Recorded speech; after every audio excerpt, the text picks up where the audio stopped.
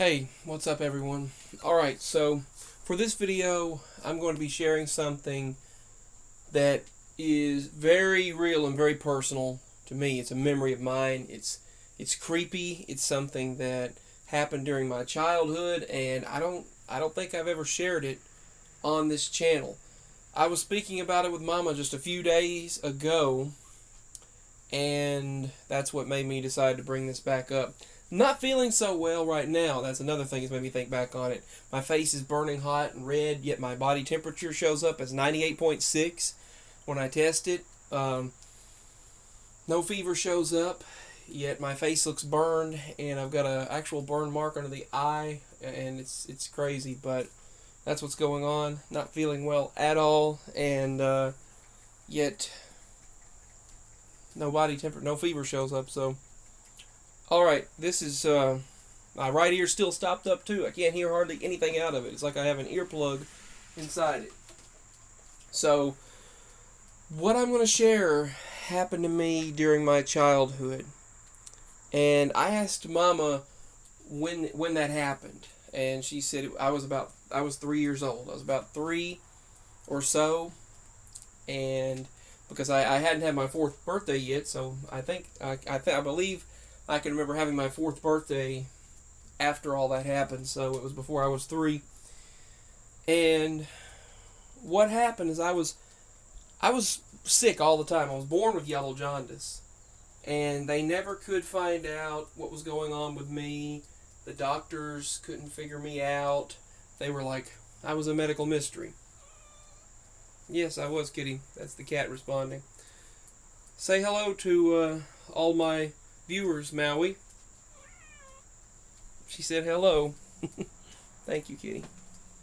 Thanks for being a part of the channel. Anyway, back to the topic at hand.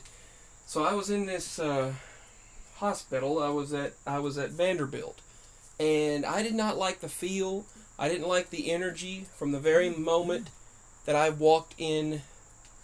Well, that I was taken in there. I did not like the energy. And my parents didn't either.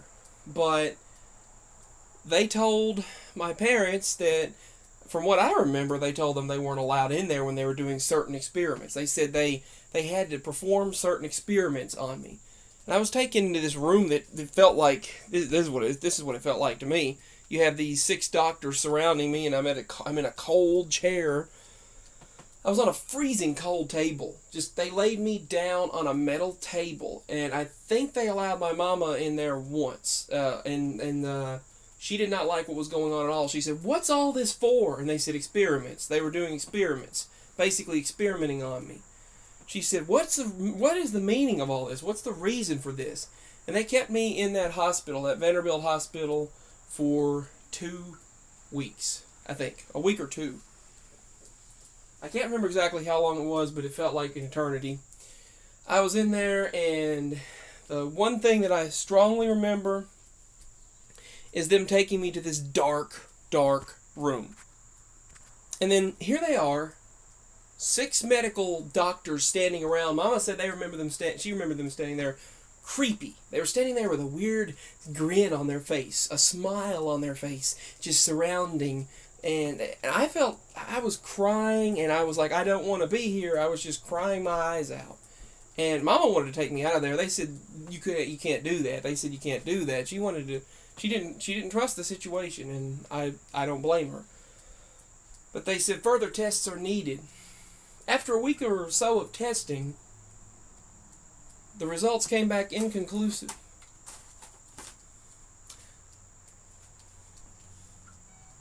The results came back inconclusive. And they just told her that he's going to have to take Tylenol the rest of his life, every 4 hours for the rest of his life, and switch it up back and forth between Tylenol and Motrin. The cat is wanting my full attention, so sorry. Okay, so they told me to switch it back and forth between Tylenol and Motrin my entire life. That's all they tell her. She said, "So what are the results?" And they said, he's just going to have to switch back and forth between Tylenol and Motrin his entire life. They said it's inconclusive. They never told. And a lot of what I go through matches the symptoms that you can look up these various things that's what they call starseed, star child symptoms and all that. You can look that up. And upon looking up what I go through my entire life, that's what I found when I was researching it. But continuing the childhood experience. There I am. They're doing experiments on me, doing all kinds of blood work and testing and just a week's worth of testing on me. And they just look in the lab, and I'm in a dark room. I'm taken into a circle room. It's this circle room. It's extremely dark, just very low lit, in this cold room. And I'm put on a freezing cold lab table, silver lab table. And they put me on this table, hold me down. They're just smiling at me, and I remember them standing in a circle. And you know what these fireplace bellows look like? These things right here. They used a little blue, small, about 2 inches, a little blue suction thing that looks exactly like a fireplace bellow, only much smaller, obviously. It was about 2 inches, it was blue, and it was plastic. And they used this, and they said, blow your nose. And they stuck that at my nose and pulled it outward by both sides. Pulled it outward like that person's arms are doing right there, but they pulled it out like that. And they said, good, there you go. Okay, and this won't hurt a bit. Now, do it again. I was sitting there crying because it was bothering me like crazy. And I was like, what good is that going to do? What are they going to do with that? And they said they were going to take genetic analysis, take genetic samples, and do some blood work. And they were going to do some research on my blood. They wouldn't tell what they were doing with it, but they said, we're going to do research with it. It was like it was one long experiment that came back inconclusive. There they are doing lab work and blood work to the point where I feel faint and blacking out, and I'm sitting there just completely scared to death in a dark room filled with these strange people, these doctors sitting there, so-called doctors, whatever they were, medical students, I don't know. They were sitting there smiling, just with this weird, eerie grin on their face, suctioning boogers out of my nose and doing blood work and genetic analysis and testing on me. And that's what they said they were doing. They were doing testing. After a week or two, I can't remember how long I was there. Mama remembers the exact amount of time. Hold on, the cat now wants back in. Anyway, after all of that testing after testing, and all of that time I was there, frightened, scared to death. They just said I was a medical mystery. That all of it came back inconclusive, or they wouldn't tell. She said, well, what's wrong with him? What did you find out? Why is he running high fevers of 104 degrees? And why is he sick all the time? Throwing up, won't hold medicine down. That's what I was doing. I wouldn't hold medicine down, and they just stood there and smiled and grinned and looked at my mama, and she asked them, why? Why was all of this? Why did we go through all this? And we're told nothing. I want to know. She was saying, what is wrong with him? And they said, she said they told her, just give him Tylenol and Motrin for the rest of his life. They said he's just going to have to take Tylenol and Motrin every 4 hours for the rest of his life. That I was just always going to go through pain and suffer. That I was just always going to be sick. Something was always going to be wrong with me. That's all they would say. And she was like, well, what did you find? What's wrong with him? She said they just walked off. They wouldn't tell her.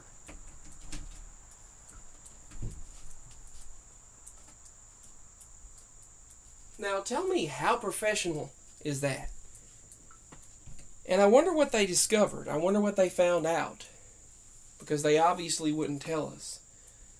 And there I was, just sick as I don't know what. As people would have said in the past, sick as a dog. Just so sick.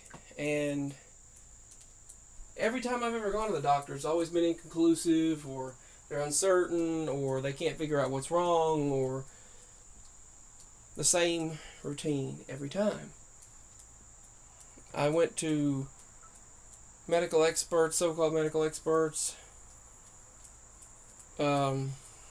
practitioners, an infectious disease expert, skin experts, back when I had good insurance.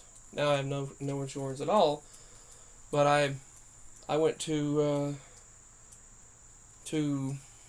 all of these different places to be tested. I've been to the ER many times. I went to the hospital three or four different times. I spent most of my high school years during the testing periods. I was in the hospital. They did lots of blood work, came up with nothing. Lots of testing, and came up with nothing. My whole life they've done blood work and testing, genetic analysis, done, and came up with nothing. And what they did discover, they never would tell us. Just walked off and that's it. Multiple PAs, multiple MDs, multiple nurses and doctors and surgeons and everyone. When I was sent to a surgeon, he then asked me, "What are you doing here?" I was thinking, why is he asking me what I'm doing here? They sent me here. And he said, your liver and gallbladder is not off enough to remove the gallbladder. It's not enough to do a surgery or look into. And I was thinking 50% is enough, or whatever they were talking about. And he just stormed out of there, the surgeon, and said, we're not doing anything. And the insurance kept telling my doctors at the time not to do anything, don't go any further. That's what was sad. But that was not when I was a child, that was when I was in high school. But when I was a child, they just told her, she said, "Well, what did you find out? What needs to be done?" And they said, "You're going to have to give him Tylenol and Motrin and switch it up every 4 hours for the rest of his life." And they just walked away. And they were all just standing there smiling and grinning. Just smiling and grinning. So, the birds are speaking to me. Out the window. You hear the birds? They're right outside the window. Hello, birds. Anyway, what do you think? What do you think it was all about? Peace. Signing out. And the bird stopped speaking now. That was crazy. Not really for me, but it was interesting. Birds are always, animals in nature are always communicating with me. And the cat wants back in here. But anyway, since I haven't been feeling so well lately, that's why I've decided to talk about this again. So, peace. Signing out. What do you think? Why would they never give the results? And why have I always been a medical mystery my entire life? I've always been this medical mystery. They even found crystals in my urine and my blood. So when they said, this woman said, or this girl or this woman, the nurse and the assistant, they said, I have never in all my years of medical work, this was in 2010, I've never seen that ever in any patient in blood work and urine analysis. Yeah. And I always came up inconclusive, uncertain, or they wouldn't tell the results. And I've had so much blood work done that at one point I had all of these marks all over my arms, and then my veins couldn't get it. They couldn't. Cat wants back in the room.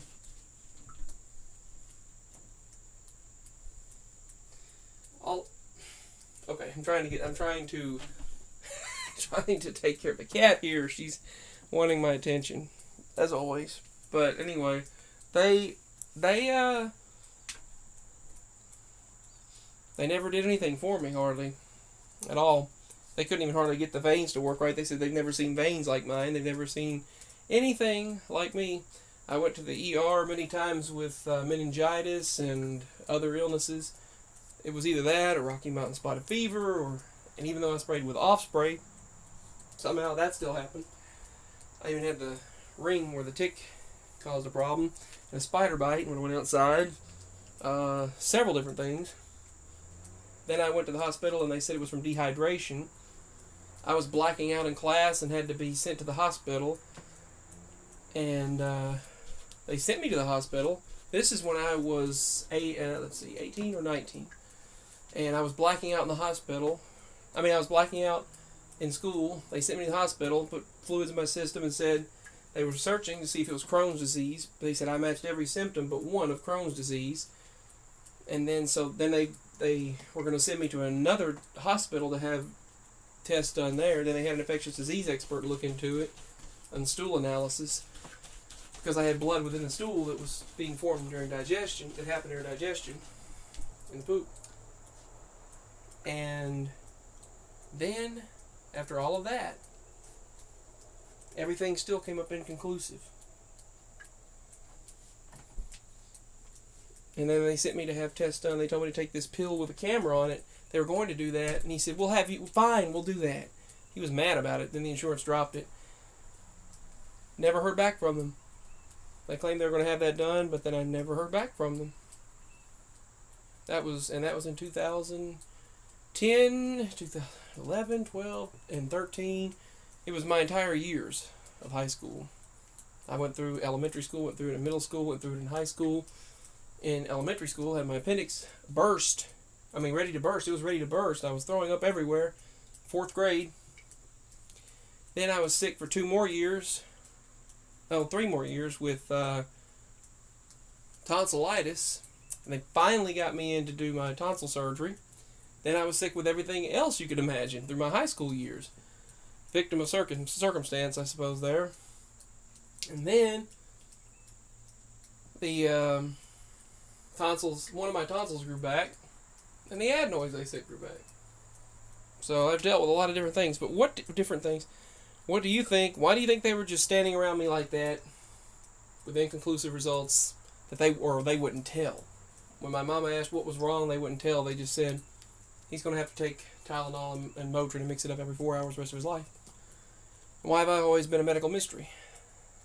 Even right now, I'm feeling horrible, but the medical system never did or does anything for me. That's something I really wish they'd work on, is the medical system.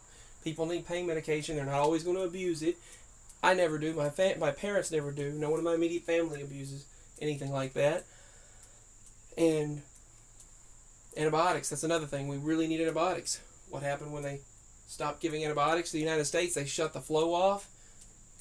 This COVID-19 coronavirus thing got worse on people. Boom, it expanded right when they stopped the medications for people. Anyway, why was I told that? Why do you think? Why did that strange occurrence happen? Peace. Signing out. Need to share this story.